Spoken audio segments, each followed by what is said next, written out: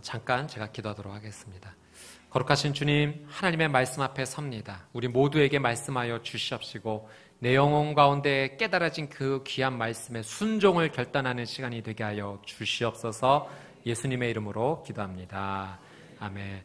오늘 말씀을 통해 여러분과 세 가지 정도 하나님의 귀한 말씀과 뜻을 함께 나누기를 원합니다. 첫 번째, 여러분과 함께 나누고 싶은 것은 이것입니다. 내 인생에 관심을 체크하라. 저를 따라서 한번 고백해 보도록 하겠습니다. 내 인생에 관심을 체크하라. 본문 1절에서 3절 말씀, 누가복음 5장 1절에서 3절 말씀을 먼저 같이 한번 읽어보도록 하겠습니다. 누가복음 5장 1절에서 3절 시작. 예수께서 하나님의 말씀을 들으려는 사람들에게 둘러싸여 게네사렛 호숫가에서 계셨습니다. 예수께서 보시니 배 두 척이 호숫가에 되어 있고 어부들은 배에서 내려 그물을 씻고 있었습니다. 예수께서는 그들 중 시몬의 배에 올라타 그에게 배를 뭇에서 조금 떼어놓으라고 말씀하셨습니다. 그러고 배 위에 앉아 사람들을 가르치셨습니다.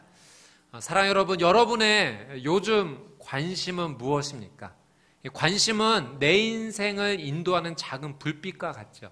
그래서 그 불빛, 관심의 불빛을 쫓아가다 보면 그 관심이 관심을 일으키고 결국 내 생각과 말 가운데 영향을 주게 됩니다. 평소에 내가 많이 생각하고 관심을 갖고 있는 것, 그것이 내 인생 가운데 드러나게 되어 있습니다. 요즘 여러분이 가장 많이 표현하는 것은 무엇입니까? 그것이 여러분의 관심일 것입니다. 패션에 관심이 있으신 분들은 다른 사람들이 어떻게 옷을 입었는지에 대해서 굉장히 많은 관심을 갖고 있죠. 저분의 성향에 저 색깔은 어울리는가 어울리지 않는가, 오늘 날씨에 어울리는 옷을 입고 왔는가, 액세서리는 어떠한가. 패션에 관심이 있으신 분들은 그 모든 것을 종합적으로 생각해서 판단하고 생각하고 합니다. 또 헤어에 관심이 있으신 분들은 이 헤어에 굉장히 많은 관심을 가지게 됩니다. 저분의 두상은 이런 유형인데 이런 헤어스타일이 좀 어울릴 텐데 앞머리를 좀 내리면 어떨까? 여러 가지로 그 사람의 모습을 보면서 본인의 헤어뿐만 아니라 다른 사람의 헤어까지도 관심을 갖게 되죠. 제가 예전에 아프리카로 아웃리치를 다녀온 적이 있습니다. 그곳에 가보니까 아프리카 여성들이 헤어에 굉장히 관심을 많이 갖더라고요. 남자분들은 헤어에 관심 없으면 그냥 빡빡 밀고 다닙니다. 짧게, 더우니까. 근데 여성분들은 그 더운 날씨에도 이 머리를 한 올 한 올 따서 레게 머리를 하시는 분들 많이 계시고요. 그리고 가발을 그렇게 굉장히 많이 쓰고 다니시더라고요. 그분들이 이제 특성상 곱슬거리는 머리가 대부분이다 보니까 이 찰랑거리는 긴 머리가 굉장히 선호의 대상이시더라고요. 그래서 다 가발을 쓰고 다니시더라고요. 그래서 아프리카에서 이 가발 사업이 굉장히 잘 된다라는 것을 눈으로 확인했습니다. 혹시 사업에 관심이 있으신 분들은 제가 아이템을 제공해 드리니까 한번 생각해 보시죠. 헤어에 관심이 있으면 그렇게 이렇게 관심을 갖게 됩니다. 음식에 관심이 있으면 항상 먹을 걸 생각하죠. 오늘 예배 끝나고 뭐 먹을까? 교회에서 또 이게 국수가 제공되는데 국수 먹고 집에 가서 뭐 먹을까? 항상 오늘은 뭐 먹을 거가 관심의 대상이 됩니다. 그러니까 내가 평소에 많이 주의를 갖고 있는 것이 내 삶 가운데 표현이 되는 것입니다. 또 자녀 교육에 관심이 있으신 분들은 이 자녀 교육에 굉장히 관심이 있으시죠. 우리 아이가 어떻게 하면 교육을 잘 받을 수 있을까? 어떻게 하면 입시를 잘 치를 수 있을까? 그것이 굉장히 큰 관심입니다.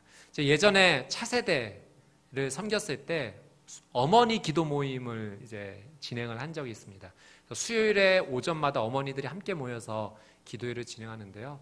그렇게 자녀의 이름을 부르면 눈물이 많이 나시나 봐요. 이렇게 자녀의 이름을 부르며 기도하시는데 한 초등학교 아들 두신 어머님이 그렇게 애타게 기도하셔서 나중에 이제 좀 이렇게 대화를 나눴는데 요즘 기도 제목이 뭐냐고 이렇게 여쭤봤더니 사랑하는 아들 군대 가는 게 그렇게 걱정이 되신다고 이렇게 기도를 하시더라고요. 그래서 이런 말씀을 하시더라고요. 우리 아이들 군대 가는 게 너무 걱정되는데 남편이 한 번 더 갔으면 좋겠다고. 그리고 남편은 한 번 갔다 와서 한 번 더 가면 더 잘할 것 같은데 대신 갈 수 있는 제도가 생기면 얼마나 좋겠는가. 참 어머니의 사랑이 참 대단하죠. 자녀를 향한 사랑, 관심이 그만큼 표현이 되는 겁니다. 근데 제가 그때는 잘 이해가 되지 않았는데 얼마 전에, 그러니까 몇 년 전에 제가 이제 이해가 됐죠. 제가 이제 10년 만에 아이를 처음 이렇게 낳게 되었는데요. 그 자녀가 처음 임신이 되었다라는 소식 들었을 때 얼마나 기뻤습니까? 그래서 정말 안정을 취하고 주의를 하고 이제 안정기에 접어들었을 때 병원에서 이제 이 태아의 성별을 알려주었습니다. 그러니까 딸이라고 하더라고요. 제가 그 이야기를 듣고 집에 와서 이렇게 생각하는데 그런 마음을 아내에게 나눴습니다. 여보, 우리 아이 딸인데 내가 이런 생각이 좀 들어. 우리 아이 시집 갈 거 생각하니까 너무너무 마음이 찢어지는 것 같아. 예, 아직 태어나지도 않은 아이를 보고. 그러니까 제가 부모의 마음이 이해가 되더라고요. 예, 그 초등학교 아이가 아들이 군대 가는 걸 걱정하는 어머니의 마음이 이해가 되었습니다. 내가 갖고 있는 관심이 그렇게 표현이 되는 것입니다. 저의 요즘 관심은 무엇일까요? 저의 요즘 관심은 새벽 예배입니다. 예, 어떻게 하면 이 새벽 예배가 하나님 앞에 뜨겁게 활활 타오를 수 있을까? 100명의 기도의 용사가 모일 것입니다. 아멘? 아멘. 여러분이 주인공이세요. 왜냐하면 이 새벽 예배를 통해서 제가 누렸던 은혜가 너무나 많기 때문에 그랬습니다. 새벽 예배에 대한 로망이 있죠. 어린 시절 제가 초등학교 때부터 어머니를 따라서 새벽 예배를 다녔는데요. 그때 새벽 예배를 뭘 알았겠습니까? 그냥 아무 생각 없이 쫓아왔겠죠. 그런데 그 새벽 예배 끝나고 집에 들어가서 1시간 정도씩 제가 공부를 했습니다. 공부를 했다기보다는 이제 숙제를 했다라는 표현이 맞는데요. 저녁에 이제 피곤하니까 일찍 자고 숙제를 했습니다. 근데 제가 그 시간들이 돌이켜 보니까 그 새벽에 공부했을 때 하나님께서 지혜를 주시는 듯한 그런 은혜를 참 많이 누렸어요. 이 뭐랄까요? 이 머리가 열린다는 느낌일까요? 깨달아지고 그날 공부한 것이 하루 종일 남고 학교에 가서도 굉장히 도움이 많이 된 듯한 이 새벽 예배를 드리고 하나님 앞에 공부하니까 하나님 지혜를 주시는구나. 여러분 그냥 하는 말이 아니라 이게 진짜 하나님 주시는 축복인 줄 믿습니다. 예, 제가 초등학교 때 친구를 전도하고 싶었어요. 그래서 그 어린 나이에 21일 작정을 했습니다. 주님, 제 친구를 전도하고 싶은데 그토록 교회 가자고 해도 교회 가지 않습니다. 그래서 새벽에 나가서 기도를 하기 시작했어요. 내가 18일, 19일쯤 됐을까요? 친구가 저한테 오는 거예요. 소리야, 나 너 따라서 교회 한번 가볼게. 할렐루야. 그 어린 시절에 이 기도의 응답을 받은 것이 얼마나 큰, 그러니까 마치 하나의 이정표가 세워진 듯한 느낌이었습니다. 그래, 새벽에 부르짖어 깨어 기도하면 하나님께서 그 기도를 응답하시는구나. 사랑하는 여러분, 새벽을 깨워 기도할 때 하나님께서 은혜 주시는 줄 믿습니다. 여러분의 자녀들 아침잠 1시간에도 더 재우시고 싶으시죠? 근데 할 수만 있다면 한번 데리고 나와 보십시오. 그리고 저희가 토요일마다 온가족 새벽 예배를 이제 준비하고 있는데요. 일주일에 한 번만이라도 자녀를 데리고 나오십시오. 기도의 자리, 예배 자리에 아이들을 세워주기 시작할 때 그의 인생 가운데 하나님께서 놀라운 일을 행해 주세요. 이제 13살이 지나면 사실은 저희 컨트롤, 부모님의 컨트롤이 이제 벗어나기 시작을 합니다. 근데 자녀의 삶 가운데 예배를 먼저 심어주고 기도를 심어주면 그 자녀가 하나님 앞에서 온전하게 반응할 줄 믿습니다. 그래서 저의 요즘의 관심은 새벽 예배. 그래서 보는 분들마다 새벽 예배를 얘기해요. 100명의 기도의 용사가 모여야 된다. 당신이 주인공이다. 함께 나오자. 진짜 여러분 나와 보십시오. 놀라운 하나님의 은혜가 있습니다. 요즘 여러분의 고민과 아픔과 좌절과 절망의 이유가 이 새벽 예배를 통해서 다시 한번 회복되기를 주님의 이름으로 축복합니다. 오늘 본문 말씀의 1절 말씀에 보면 많은 사람들이 예수님께로 나왔어요. 왜 나왔을까요? 이 사람들의 관심은 무엇이었을까요? 우리 1절 말씀만 다시 한번 보도록 하겠습니다. 1절 말씀 함께 읽겠습니다. 시작. 예수께서 하나님의 말씀을 들으려는 사람들에게 둘러싸여 게네사렛 호숫가에서 계셨습니다. 아멘. 이 말씀 잠깐만 멈춰주십시오. 사람들이 왜 나왔습니까? 하나님의 말씀을 들으려고. 예수님께 왜 나왔습니까? 하나님의 말씀을 들으려고. 그러니까 예수님께 나온 사람들의 관심은 하나님의 말씀이었어요. 여러분이 오늘 이 교회, 오늘 이 예배 나온 이유는 무엇입니까? 하나님의 말씀 때문에 나오셨습니까? 예, 잘하신 것입니다. 우리의 관심이 하나님의 말씀이 되어야 된다는 거예요. 예수님께서 늘 사람들에게 선포하셨던 것은 하나님의 말씀이었어요. 다른 것 전하지 않으셨어요. 예수 그리스도의 경험을 이야기하지 않으셨고요. 예수 그리스도의 지혜를 말씀하지 않으셨어요. 그분은 한 가지 관심이 있으셨어요. 무엇? 하나님의 말씀. 도대체 어떤 하나님의 말씀이었을까요? 이 누가복음 5장 전에 4장에 예수님께서 이런 말씀을 하세요. 누가복음 4장 43절 말씀 같이 한번 읽어보겠습니다. 시작. 그러자 예수께서 말씀하셨습니다. 나는 다른 마을에서도 하나님 나라의 복음을 전해야 한다. 내가 이 일을 위해 보내심을 받았기 때문이다. 아멘. 아멘. 예수님께서 전하시는 하나님의 말씀의 핵심이 무엇일까요? 하나님의 나라, 복음이에요. 그 복음이 무엇인가? 하나님의 나라예요. 예수님은 많은 사람들을 불러 모아놓으시고 무엇을 이야기하셨는가? 하나님의 나라가 임할 것이다. 하나님의 나라가 어떠한 나라인지에 대해서 말씀하셨다는 거예요. 그 말씀이 궁금해서 사람들이 모이기 시작했고, 그 말씀을 궁금해하는 사람들에게 예수님께서는 선포하셨던 것입니다. 제가 아프리카 아우니치 다녀왔던 이야기 아까 좀 전에 말씀드렸는데, 어느 나라를 다녀왔냐면 부르키나파소라는 나라를 다녀왔습니다. 여러분 들어보셨습니까? 부르키나파소? 정말 생소하시죠? 저도 여기를 가기 전까지 부르키나파소라는 나라가 있었는지도 몰랐습니다. 근데 이 땅을 이제 처음 가게 되었던 거예요. 그런데 제가 이 담당하는 목회자였는데 솔직하게 고백하면 이 아웃리치 정말 가기 싫었습니다. 여러분 이해가 되세요? 아웃리치를 담당하는 목회자가 아웃리치 가기가 너무 싫었어요. 왜 그랬냐면 그때 이제 이런 일이 있었기 때문에 그렇습니다. 제가 그토록 기다렸던 딸이 그해 여름에 이제 태어날 예정이었는데 이 아이가 태어나자마자 아웃리치를 떠났어야만 되는 거였어요. 그리고 실제로 이 아이가 태어나고 3일 뒤에 이 아웃리치를 떠났습니다. 근데 제가 수많은 아웃리치를 다녔는데 이 아웃리치는요 정말 겁이 나는 거예요. 솔직하게 말씀드리면 혹시 내가 이 아웃리치 가서 못 돌아오면 어떡하지? 예, 정말 그런 마음이 들더군요. 걱정이 되고 두렵기 시작했어요. 정말 가기 싫다. 아프리카도 처음 가보는데 말라리아라도 걸려서 정말 막 그런 생각이 들더라고요. 그래서 정말 너무너무 가기 싫었습니다. 그러나 목회자이기 때문에 하나님께서 가라 하셨기 때문에 눈물을 머금고 아이 태어난 지 3일 만에 그냥 병원에서 바로 조리원으로 데려다 주고 저는 이제 아웃리치를 떠났죠. 며칠간의 사역을 잘 마무리했습니다. 저희 일행이 총 14명이었는데요. 마지막 사역을 마치고 보통은 두 차로 나눠서 7명씩 차를 타고 이동했는데 그날은 이상하게 8명, 6명의 차를 타게 되었어요. 그래서 그 나라에서는 수시로 경찰이 이렇게 검문을 하게 되는데 이 차에 너무 많은 사람이 탔다.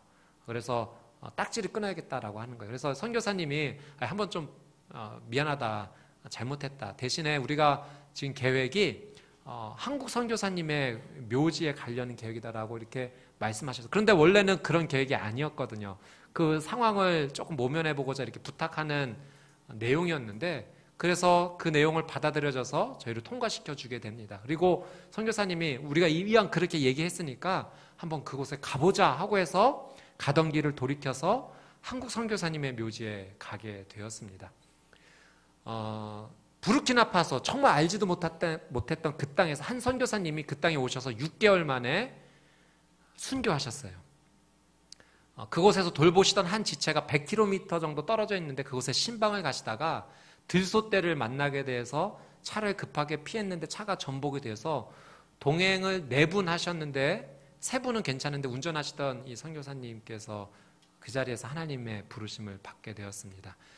그때 나이가 38살.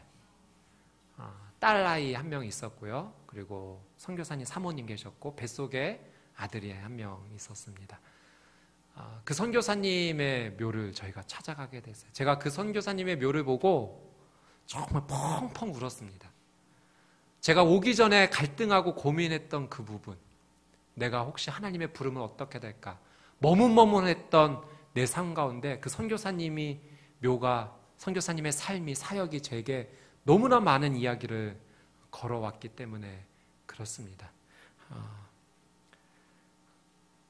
함께 가셨던 선교사님이 그 말씀을 참 많이 하셨어요. 이분은 정말 하나님을 위해 살겠다라고 늘 그렇게 얘기를 하셨다고. 그리고 선지자적으로 그렇게 말씀하셨는지 모르겠지만 늘 사모님에게 여보 만약 내가 하나님의 부름을 먼저 받는다면 당신은 이렇게 나머지 삶을 살았으면 좋겠어. 늘 그렇게 하나님 나라와 복음을 전하는 것에 대해서 관심이 있으셨고 그래서 언제나 하나님 앞에 그렇게 준비하셨던 삶을 사셨던 거죠. 저에게 이런 질문이 다가왔습니다. 선교사란 무엇인가? 순교자의 삶을 산다는 것은 무엇인가? 다시 생각하기 시작한 거예요. 내 관심의 방향이 바뀌어지기 시작했습니다. 도대체 하나님 나라가 이 땅에 세워진다는 것은 어떤 의미인가? 예수님께서 말씀하시는 하나님 나라는 어떤 나라일까? 왜 이렇게 젊은 선교사님이 이 땅에서 순교의 피를 흘리셔야만 됐을까? 그것이 어떤 의미일까?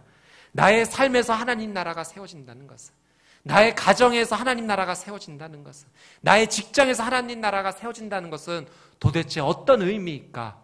나는 어떻게 살아야 되는 것일까? 이런 수많은 질문들이 제 삶 가운데 들어오기 시작했습니다.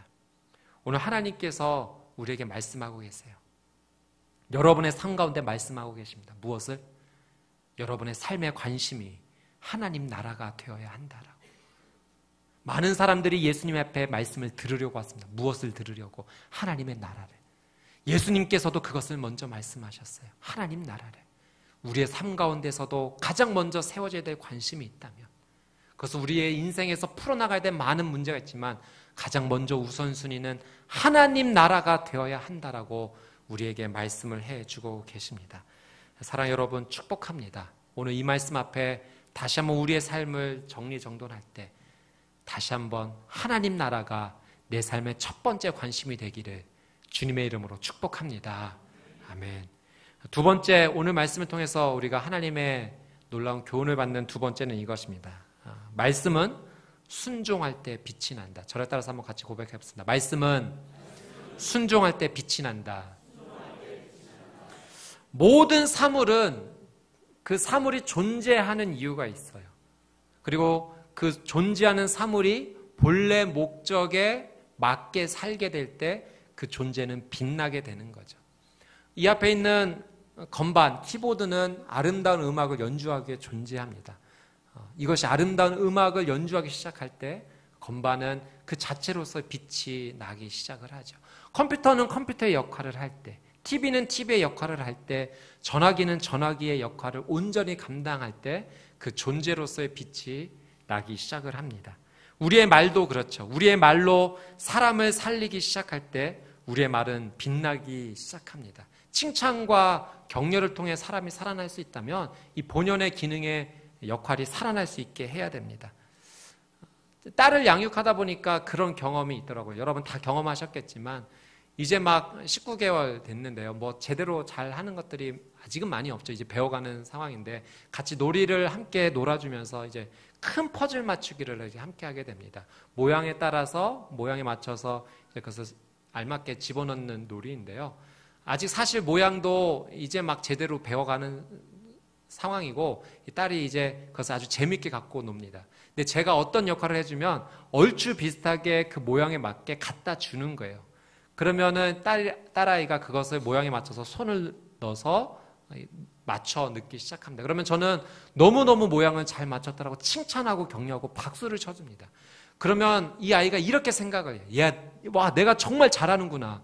내가 정말 뛰어난 두뇌를 가지고 있구나. 아이가 그런 눈빛을 저에게 보내기 시작을 합니다. 그리고 정말로 이 아이가 조금씩 잘하는 것을 보게 돼요. 예, 여러분, 제가 그것을 통해서 보게 됩니다. 칭찬과 격려가 잘할 수 있다라는 이 언어가 정말 이 한 사람 가운데 들어가기 시작했을 때 이 사람의 인생의 회복을 시작하는구나. 새로운 일을 시작하는구나. 예, 본연의 그 기능이 살아나게 될 때 한 사람을 살릴 수 있다라고 하는 사실이죠. 빛이 나는 겁니다. 마찬가지로 하나님의 말씀은 언제 빛이 나는가? 순종할 때 빛이 난다는 거예요. 하나님의 말씀은 우리가 순종하기 시작할 때 빛이 나는 것입니다. 그런 이야기 들었는데요. 한 친구가 너무 매사에 부모님 말씀에 불순종했다는 거예요. 청소년 아이였는데 공부하라면 공부 안 하고 TV 보고 컴퓨터 하고 매사에 늘 불순종이었습니다. 그러니 성적이 오를 리가 없죠. 성적이 떨어졌어요. 그래서 어머니께 야단을 맞았어요. 야, 네가 자꾸 그렇게 머리 나쁜 아이들이랑 친구들이랑 사귀니까 그렇게 공부 성적도 떨어지고 늘 삶 가운데 불순종하는 거잖아. 좀 머리 좋은 친구 좀 사귀어봐. 이렇게 어머님이 야단을 치신 거죠. 그래서 이 친구가 인생에 처음으로 순종을 결단합니다. 그래, 내가 어머니 말씀에 순종해서 정말 머리 좋은 친구를 사귀어야지. 그래서 정말 머리 좋은 친구를 사귀었는데 어머니 말씀대로 됐다는 거예요. 그 머리 좋던 친구가 바보가 되었다라고 합니다. 할렐루야. 예. 순종을 말하고 싶어서 이야기를 했는데요. 포인트는 조금 바뀌었어요. 예. 근데 여러분, 진짜 순종을 할 때 역사와 은혜가 일어나는 것을 보게 돼요. 저도 가만히 생각해 보니까 이 중학교 시절에 이런 에피소드가 좀 생각이 났습니다. 제가 이제 중간고사를 앞두고 정말 열심히 공부를 했는데, 그때는 이제 뭐 정말 오랜만에 보는 시험이니까 평소에는 그렇게 공부 안 하다가 밤을 새서 공부를 하지 않습니까? 근데 제가 깜빡 잠이 들어서 사회 과목을 공부를 했어야 되는데 이걸 못하고 잠이 드는 거예요. 아침에 눈을 떴는데 정말 앞이 깜깜하더군요. 와, 정말 공부 안 해가지고 큰일 났다. 이 빵점이다. 근데 제 마음에 그때 어떤 마음이 들냐면, 아예 학교 가지 말자. 빵점 받아서 창피당하느니 어떤 핑계를 대서 몸이 아프다고 할까? 학교를 가지 말자. 근데 그날 아침에 어머니가 너 빵점 맞아도 좋으니까 학교 가. 괜찮아. 그래서 저를 이렇게 잘 다독여줘서 학교에 보냈습니다. 그래서 시험 보기 전에 1시간 공부할 수 있는 기회가 있었어요. 그래서 어쨌든 뭐 빵점까지는 좀 그렇고 한번 1시간이라도 최선을 다해서 해서 공부했는데 정말 하나님의 은혜를 주셨어요. 다시는 그런 기적이 일어나지 않을 겁니다. 제가 97점을 받았어요. 제가 그래서 깜짝 놀랐어요. 만약에 엄마 말 안 들었으면 어떻게 됐을까? 끝까지 제가 그때 그 경험을 하게 됐어요. 어느 순간이 와도 포기하지 말자. 제가 1시간 공부해서 97점 받았다고 자랑하려고 그러는 것이 아니라요. 어느 순간이 와도 포기하지 말자. 그리고 두 번째, 엄마 말은 무조건 순종하자. 엄마 말 순종하면 자다가도 떡이 생기는구나. 할렐루야. 그 인생의 귀한 교훈이 있더라고요. 인생의 새 여인의 말을 잘 들어야 된다. 첫 번째, 어머니의 말씀. 두 번째, 아내. 세 번째, 내비게이션의 이 새 여인의 음성을 잘 들으면 고생할 일이 없다라는 이야기 있는데, 어쨌든 순종하니까 내 삶 가운데 정말 좌절과 절망이 찾아왔을 그때 새로운 은혜가 시작된다는 것을 경험을 했습니다. 사랑하는 여러분, 하나님의 말씀이 우리에게 주어졌어요. 하나님 우리에게 말씀하십니다. 근데 그 말씀이 정말 사건이 되고 빛이 나기 위해서는 내가 취해야 될 행동이 하나 있어요. 그것은 순종이에요. 하나님의 말씀이 임했는데 내가 반응하지 않고 순종하지 않는다면 하나님의 말씀은 내 삶 가운데 능력이 되지 못한다는 거예요. 상관이 없는 것이 됩니다. 오늘 예수님께서 사랑하는 시몬 베드로를 만나주셔서 말씀하세요. 그리고 그 말씀 앞에 베드로는 어떻게 반응하는지 한번 볼까요? 5장 4절에서 7절 말씀입니다. 같이 한번 읽어보겠습니다. 시작. 말씀을 마치신 후 예수께서 시몬에게 명령하셨습니다. 물이 깊은 곳으로 나가 그물을 내리고 고기를 잡아라. 시몬이 대답했습니다. 선생님, 저희가 밤새도록 애썼지만 아무것도 잡지 못했습니다. 그러나 선생님의 말씀대로 제가 그물을 내려 보겠습니다. 어부들이 그 말씀대로 했더니 그물이 찢어질 정도로 많은 고기들이 잡혔습니다. 그래서 그들은 다른 배에 있는 동료들에게 와서 도와달라고 손짓했습니다. 그들이 와서 2배의 고기를 가득 채우자 배가 가라앉을 지경이었습니다. 아멘. 깊은 데로 가서 그물을 던져라 라는 예수님의 말씀이 던져졌습니다. 베드로의 반응은 어떠해야 됩니까? 지금 베드로는 어떤 상황입니까? 지난 밤 시간 동안 정말 온 힘을 다해서 그물을 다 던졌어요. 그러나 한 마리도 잡지 못한 상황입니다. 실패를 완벽하게 경험하고 나온 상황이에요. 좌절과 절망이 지금 현재 그의 삶 가운데 가득합니다. 더군다나 그물을 다 씻었어요. 이제 오늘만 날이 아니고 계속해서 이 삶을 이어나가야 되기 때문에 마무리를 다 한 상황입니다. 그런데 거기에서 다시 그물을 던진다? 이거 굉장히 번거로운 일이고 또다시 수고해야 되는 일입니다. 모든 노력을 다했고 마무리도 다 한 상황 속에서 깊은 곳에 그물을 던진다는 것 쉬운 일이 아닙니다. 더군다나 자신은 전문가이고 이 일의 전문가가 아닌 다른 분이 이야기를 한다는 것에 순종한다는 것 쉬운 일이 아닙니다. 사랑하는 여러분, 우리의 삶 가운데도 동일한 상황이 펼쳐집니다. 예수님께서 말씀하세요. 깊은 데로 가서 그물을 던져라. 우리에게 그 말씀이 어떻게 다가옵니까? 돈과 명예와 인기를 더 이상 쫓지 말라. 회개에 합당한 열매를 맺어라. 손해를 보더라도 말씀대로 살아라. 2벌 옷을 가진 자는 나머지 하나를 가난한 자에게 나눠줘라. 가기 싫은 곳, 그래도 가라. 내게 주어진 권리 남용하지 말아라. 하고 싶은 말이 있어도 참아라. 현재 너의 삶에 만족하라. 잘못하지 않았어도 먼저 다가가라. 복음 전하기 어려운 자라도 복음을 전하라. 용서하기 어려운 자, 그래도 용서하라. 이렇게 수많은 말씀으로 예수님께서 말씀하신 거예요. 깊은 곳에 그물을 던져라. 여러분, 이 말씀 앞에 우리가 어떻게 해야 정말 하나님의 놀라운 사건이 일어나는 것입니까? 내가 생각하는 방법, 내가 측정한 이성의 그 한계를 뛰어넘어서 하나님께서 말씀을 주실 때가 있어요. 도대체 하나님, 사랑하는 내 자녀가 잘 되는 것과 다른 사람을 용서하는 것이 무슨 상관이 있습니까? 내 이 아픈 질병이 낫는 것과 내가 먼저 다른 사람에게 다가가는 것이 무슨 소용이 있습니까? 전혀 상관과 연관이 없는 것처럼 보이는 그런 삶 가운데도 하나님께서 도전을 주세요. 말씀을 주세요. 깊은 곳에 가서 그물을 던져라. 내게 말씀하시는 거예요. 그때 여러분 어떻게 반응하시겠습니까? 해볼 때까지 다 해봤습니다. 멈추시겠습니까? 아니면 오늘 베드로가, 시몬이 그렇게 반응했던 것처럼 내가 다 해보았지만 그래도 선생님의 말씀을 따라 한번 해보겠습니다라고 믿음의 도전을 하시겠는지요? 사랑하는 여러분, 깊은 곳에 그물을 내리는 것, 그것은 온전히 순종입니다. 말씀은 순종할 때 빛이 나는 거예요. 그때 기적이 시작이 됩니다. 여러분의 삶 가운데 새로운 은혜와 기적과 은혜가 시작되기를 원하십니까?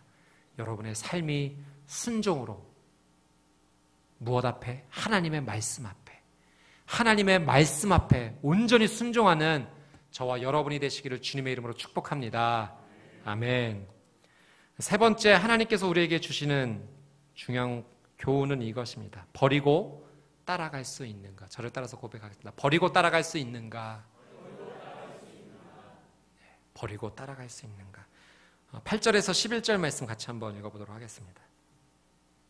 같이 읽겠습니다. 시작. 시몬 베드로가 이 광경을 보고 예수의 무릎 앞에 엎드려 말했습니다. 주여, 제게서 떠나십시오. 저는 죄인입니다. 베드로와 그 모든 동료는 자기들이 잡은 고기를 보고 놀랐던 것입니다. 세베대 아들들이며 시몬의 동료인 야고보와 요한도 놀랐습니다. 그때 예수께서 시몬에게 말씀하셨습니다. 두려워하지 마라. 이제부터 너는 사람을 낚을 것이다. 그리하여 그들은 자신들의 배를 무태대고 모든 것을 버려둔 채 예수를 따라갔습니다. 아멘. 베드로는 예수님이 어떤 분인지 알게 되었어요. 저희가 5장 말씀을 읽었지만 이 4장에는 어떤 사건이 있냐면 예수님께서 베드로의 장모를 찾아가셔서 그 열병을 치료해 주십니다. 그러니까 베드로는 이미 예수님을 경험했어요. 어떤 예수님? 병을 치유해 주시는 예수님을 경험했습니다. 오늘 그물을 씻고 있을 때는 어떤 예수님을 경험했습니까? 하나님 나라를 말씀하시는 예수님을 경험한 거예요. 이제까지 들어보지 못한 새로운 하나님의 나라에 대해서 말씀해 주시는 예수님을 경험했어요. 그뿐입니까? 오늘 자신의 삶의 영역에서 기적을 베풀어 주시는 예수님을 만난 거예요. 치유해 주시고 말씀해 주시고 기적을 베풀어 주시는 그 놀라운 예수님을 이 베드로가 경험을 한 것입니다. 그리고 그 경험을 통해 최종적으로 그의 입술 가운데 나온 고백이 무엇입니까? 주님, 저를 떠나십시오. 저는 죄인입니다. 사랑 여러분, 정말 하나님을 만나면 우리의 입술 가운데 이 고백밖에 남지 않아요. 주님, 저는 죄인입니다. 구약 성경에 이사야 말씀을 보면 이 선지자 이사야가 처음에 하나님의 부르심을 받았을 때 그런 사건, 이런 비슷한 사건이 일어나게 됩니다. 이사야 6장 말씀에 그 사건이 나오는데요. 조금 길기는 하지만 한번 이 말씀을 한번 읽어보도록 하겠습니다. 이사야 6장 1절에서 8절 말씀이에요. 같이 한번 읽어보겠습니다. 시작.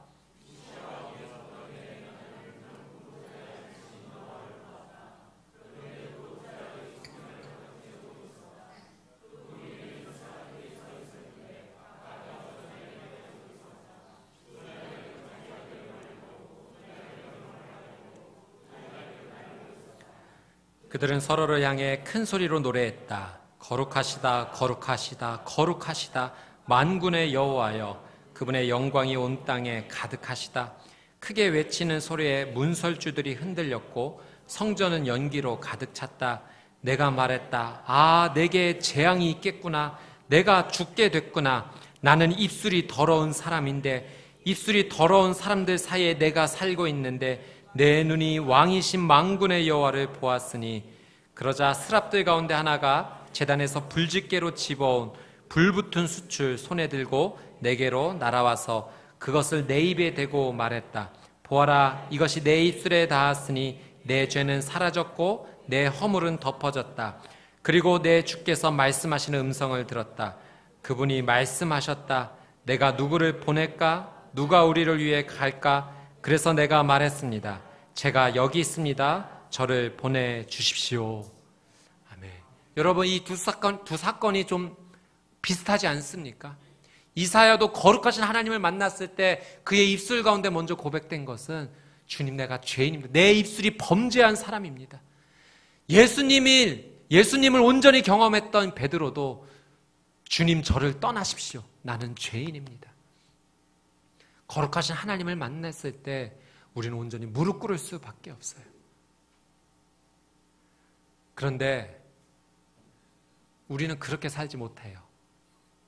치유자이신 예수님도 만납니다. 말씀하시는 예수님도 만나요. 내 인생 가운데 놀라운 기적을 행해 주시는 예수님도 만납니다. 그런데 우리는 죄인이라고 고백하지 못해요.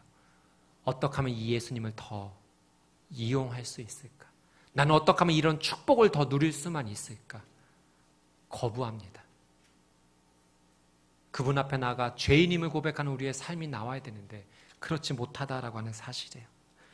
사랑 여러분, 죄인임을 고백하지 못한다면 우리는 예수 그리스도의 제자라고 말할 수 없습니다. 내가 정말 하나님을 믿는 자로서 내 인생이 예수 그리스도의 제자처럼 살고 싶다라고 고백한다면 우리의 삶 가운데 고백이 나와야 돼요. 주님, 나는 죄인입니다. 그리고 내 삶 가운데 깨닫게 해주시는 그 죄의 모습을 돌이킬 수 있어야 돼요. 말로만이 아니라 다시는 그런 죄를 짓지 아니하도록 돌이켜야 됩니다. 그리고 내가 해결할 수 있어야 된다면 해결할 수 있어야 돼요. 그것이 정말 예수 그리스도의 제자로서의 삶을 살아가는 겁니다. 제자로서의 삶을 살아 내가 죄인임을 고백하고 예수 그리스도 앞에 무릎 꿇는다면 그때서야 비로소 사명이 임합니다. 죄인임을 고백하는 자에게 하나님께서는 사명을 주세요. 이사야에게도 사명을 주시죠. 주님, 저는 입술이 범죄한 자입니다. 그렇게 고백했을 때 하나님께서 천사를 보내셔서 제단에 불붙은 그 숯불을 통해 그 입술을 지져주시고 그리고 말씀하세요. 누가 나를 위해 갈까라고 이야기했을 때, 누가 우리를 위해 갈까, 대신 갈까 말씀하실 때, 주님, 제가 여기 있습니다. 나를 보내주옵소서. 사명이 임하고 그 사명에 반응하는 인생을 사는 거예요. 죄인입니다라고 고백하는 베드로 앞에 예수님께서 두려워하지 마라. 내가 너로 사람 낚는 어부가 되게 해주겠다. 이제까지 어떻게 하면 많은 고기를 잡아서 훌륭하고 풍부한 인생을 살 수 있을까만 생각했던, 관심이 거기만 있었던 베드로에게 새로운 비전의 문을 열어주신 거예요. 너의 인생은 고기를 떠나 사람을 구하는 인생이 될 것이다. 죄를 고백하고 할 수 없다라는 그 사람의 손을 예수님은 붙잡아 주신 거예요. 그리고 새로운 사명을 허락하신 것입니다. 이렇게 사명이 임한 자는 어떻게 살아가나요? 오늘 본문 마지막 절에 보니까 모든 것을 버려두고 예수를 따르니라. 사랑 여러분, 만약 현재 우리의 삶 가운데 다 모든 것을 포기하라고 한다면 사실 저도 자신이 없습니다. 그런데 이 포기한다는 것은 이런 의미예요. 정말 내가 예수 그리스도 앞에 나가 내가 죄인임을 고백하고, 그래서 나는 할 수 없음을 고백할 때 하나님께서 내게 할 수 있는 사명을 주시는 거죠. 그리고 그 사명을 위해 살겠다라고. 그래서 내가 가고 싶은 길은 있지만, 넓은 길은 있지만 그보다 주님께서 주신 이 사명의 길을 먼저 따르겠다라고 이곳에 믿음의 발걸음을 내딛는 것, 그것이 내가 가진 것을 버려두고 예수를 쫓아가는 것입니다. 예수님을 사랑한다면 가능해요. 예수님을 사랑한다면 가능해요. 성경에 가족을 미워해야 된다, 나를 더 사랑해야 된다라는 말씀이 있죠. 그럼 정말 그 가족을 미워하라는 말씀입니까? 아니요. 정말 가족보다 예수님을 더 사랑하기 때문에, 가족도 사랑하지만 예수님을 사랑하는 모습에 비춰서 비교했을 때 마치 가족은 미워하는 것처럼 보일 정도로 예수님을 사랑해야 된다는 거예요. 여러분에게 주어진 인생을 절대 포기하지 마십시오. 그 인생을 하나님 앞에 감사함으로 가십시오. 그러나 그 인생을 걸어갈 때 우리가 지켜야 될 길이 있는 거예요. 그것이 무엇인가? 예수 그리스도를 더 먼저 사랑하고 그분의 음성대로 살아가겠다라고 다짐하는 순종이 있어야 된다라고 하는 사실입니다. 사랑하는 여러분, 다 포기하고 버리고 떠날 수 있습니까? 정말 다 버리고 포기하고 떠날 수 있습니까? 예, 이 질문 앞에 아멘이라고 대답할 수 있어야 돼요.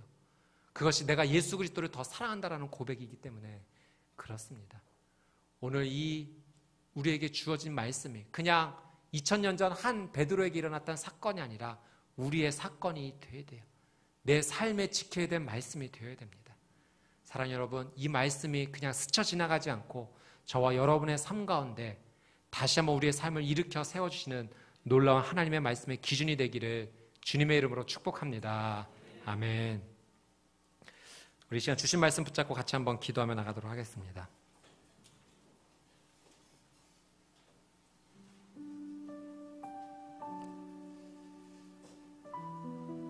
아프리카로 처음 아웃리치 갔을 때 정말 가기 싫었습니다.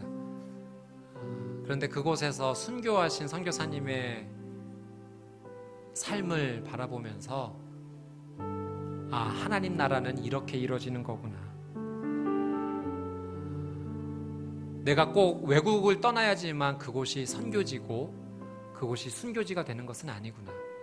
내게 주어진 삶 속에서 정말 예수 그리스도를 온전히 사랑하고 순종하고 쫓아가기에, 그래서 내가 모든 것을 다 포기하고 떠날 수 있기에, 그래서 하나님 나라는 이곳에 세워지는 것이고 여기가 선교지고 여기가 순교지가 될 수 있구나.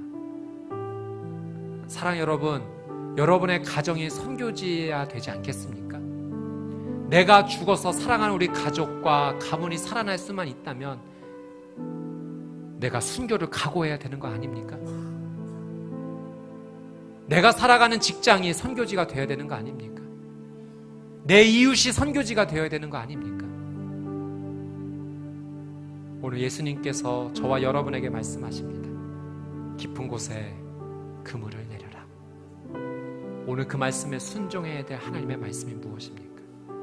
우리 이 시간 같이 한번 기도하며 나아갈 때, 사랑하는 주님, 나의 삶과 가정과 직장과 이웃과 교회 공동체를 주의 손에 올려드립니다. 그리고 이곳에서 깊은 곳에 그물을 던지라는 예수님의 음성을 듣습니다. 내가 순종해야 될 그 예수 그리스도의 말씀에 온전히 순종하는 인생 되게 하여 주시옵소서. 우리 주여 한번 외치고 통성으로 함께 기도하겠습니다.